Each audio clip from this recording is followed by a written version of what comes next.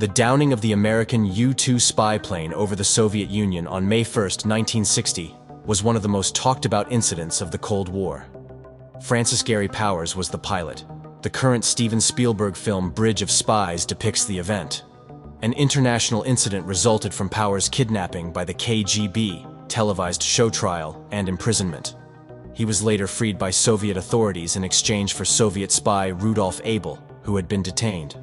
Powers was cleared of any misconduct while imprisoned in Russia upon his return to the US, but because of bad news and the government's reluctance to vigorously defend Powers, controversy persisted until his untimely death in 1977.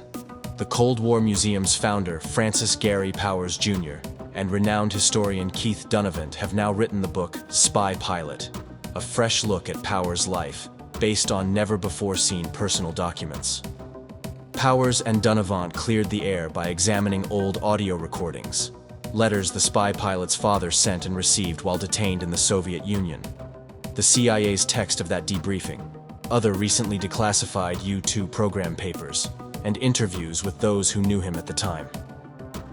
My father understood that the question of what happened to cause his crash reflected a fundamental issue that cut to the heart of the most closely guarded secrets on both sides, Francis Gary Powers Jr. says in his book. He continues, "I got the impression," he said in his tapes, "that someone was going out of their way to stress the fact that there was a malfunction in the airplane or something to hush-hush the fact that the Soviets did have a defensive weapon, the SA-2 SAM, that was capable of shooting the U-2 out of the sky. All I could see was a friend of mine coming over and getting shot down himself. I wanted it known that they had this capability. Someone apparently was trying to cover up the fact that they had this capability.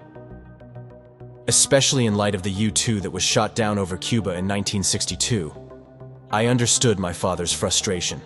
All of a sudden, Washington officials were faced with the political dilemma of having to admit that the Soviets were more advanced than they realized. Instead of clearing this up, the government allowed the misinformation to continue to circulate. When I first started to transcribe my father's journal, while in graduate school at George Mason, I took great care to methodically type the words. It became something I usually did after arriving home at night, hunched over my computer for an hour or two at a time. I always felt like I learned something. It was part of the puzzle slowly being revealed to me, including the early portions when Dad described the moments after he lost control of the plane. My first reaction was to reach toward the destruction switches," he wrote. "I knew that after activating them I would have 70 seconds in which to leave the plane before the explosion. I then thought I had better see if I could get into the position to use the ejection seat before activating the switches. It was a good thing I did this because I spent several minutes, I suppose. I don't know how long I was in the spinning plane, trying to get my feet in the proper place and trying to get far enough back into the seat so that I could eject without tearing my legs off on the canopy rail as I shot out of the cabin. I could not get into the proper position. I was not sitting at all but hanging by the seatbelt, and it was impossible to shorten the belt with all the forces against it." This sequence became an important part of the CIA debriefing. As you moved down in your seat in that odd inverted position, the plane was not flaming or smoking or anything, was it, as far as you could recall it? I would say there was no fire connected with... No fire connected with it. In other words, it wasn't billowing smoke or... If it was, I knew nothing about it. And then... I feel sure that the engine stopped at this. Was stopping like this. Maneuver started to take place. Because I can remember somewhere along with this that the, RPM gauge was going down. But I can't remember exactly when I noticed that. When the nose dropped, there were some very violent maneuvers. I've never experienced anything quite like it. I don't know exactly what happened there. And it didn't take long. But it ended up in that inverted position going around, and I think it was going around clockwise. After deciding to bail out and eventually parachuting to the ground, Dad wrote about his feelings concerning his impending fate. "I knew I was as good as dead, and I also knew in my own mind that my death would not be a fast one, but one of slow torture." When you got to the ground, you didn't try to escape? No, there was. While I was still lying there on the ground with the parachute dragging me, one man was helping me out of the parachute and the other was trying to help me up. and by the time I got on my feet and took the helmet off, there was a large group around. There was just no opportunity to even think of escaping. I think I couldn't have gotten through this group if none of them were armed. I don't think any of them were, but it was just a large press of people and I could not have gotten through anyway. Yeah, now then. And they had also taken this .22 pistol away from me before I had an opportunity to even think about it. You didn't resist in any way? No, I gave no active resistance. Why didn't you resist? Just too many people. Uh-huh. It just would have been foolhardy, in other words. That's what it seemed to me.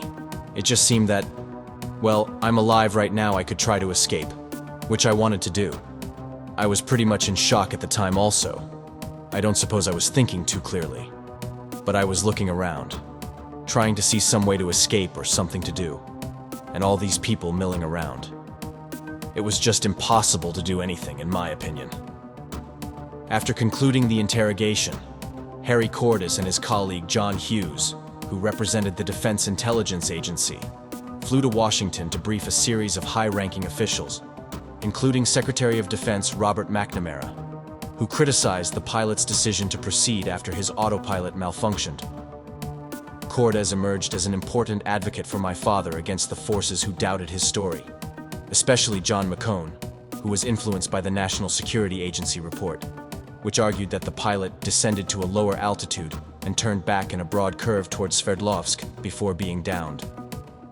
Confronting the NSA report suggesting the pilot had descended below 30,000 feet before being shot down, Cordes shot holes in the theory by citing inaccurate data produced during similar incidents, including the loss of the RB-47. The reconnaissance plane was lost on July 1, 1960, while on a secret mission over the Arctic Ocean when it was shot down by the Soviets. Colonels John McCone and Bruce Olmsted, the only survivors of the RB-47 shootdown, were imprisoned at Lubyanka at the same time as my father. I had knowledge of the same intelligence information, he said, but I believed Powers.